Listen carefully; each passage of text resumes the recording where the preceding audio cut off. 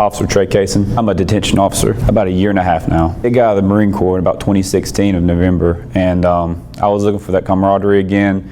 I worked some jobs here and there, you know, I was kind of lost and everything, and I really wanted to join law enforcement to get that camaraderie back. The Brunswick County Sheriff's Office definitely showed me that.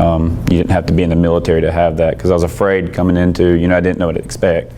But it definitely gave me that, you know, they opened me warm hearts and let me in the family. I know if I was in a bad situation, I'd have 2 or 3 of my, you know, brothers and sisters having my back, pulling me out. Just same thing. If something, you know, happened to them, I would definitely be there in a heartbeat to help them out, just as I know they would do the same for me. I believe that, you know, we are our brothers and sisters keepers, keeping each other in check, making sure we don't do the wrong thing. Another thing is, one thing that goes back from the Corps is doing the right thing even when no one's watching.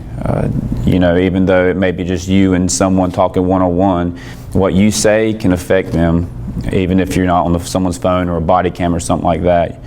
And, you know, I think people do need to take other people's situation in, you know, in reality. I work in the detention center, and I try not to look at people as, you know, inmates. It's just people. You know, they may have done something bad, or made a mistake, but that does not make them a bad person. It just means they made a mistake, they got busted. Coming from, you know, some people in my family, we've got people who worked in law enforcement, but we've also had people in my family who've been incarcerated for, you know, a good time. Coming from that, I can see, you know, I can see that that's just a person. You know, I think of that person not as an inmate, but as that's someone's daughter, that's someone's father, that's someone's son. You know, that's, you know, I think people need to learn to look past that orange jumpsuit and see the person.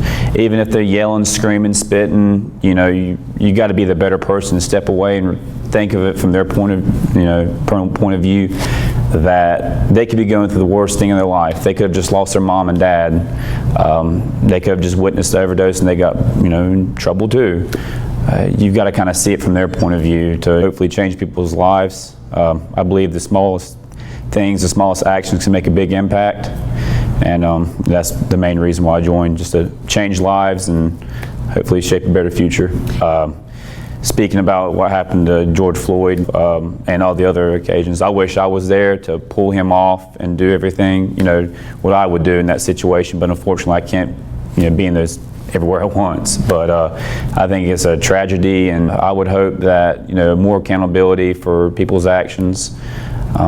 And I would just hope for more community relations. Just, you know, come at people and let them see the person, not the badge. You know, I could see why that, you know, as a African American, they might be afraid to approach us. Maybe they've had bad run-ins with the law enforcement. So, I mean, I could never personally understand it because I'm not of color, but I could try to understand it. I would like to inform him that if, you know, he thinks every police officer is racist, I would like to sit down and talk to him one-on-one, explain him my background, how, you know, that's not true. I mean, that is just completely not true. Not all police are racist. You can't bunch up a whole group by a few bad apples. I would hope that we could sit down and have a good conversation and in the end hug each other and, you know, go our separate ways. But, you know, just, you can't group everybody up just because of one, you know, bad person, 2 or 3. I try to look past it. I don't let it hold me back from who I am. You know, you take this uniform off of me, I'm a man just like everybody else is. I'm a father, I'm a son, you know, I've got a wonderful mom. You know, I think if people could look past that and see me as a human instead of just an officer, they could, you know, better relate to that.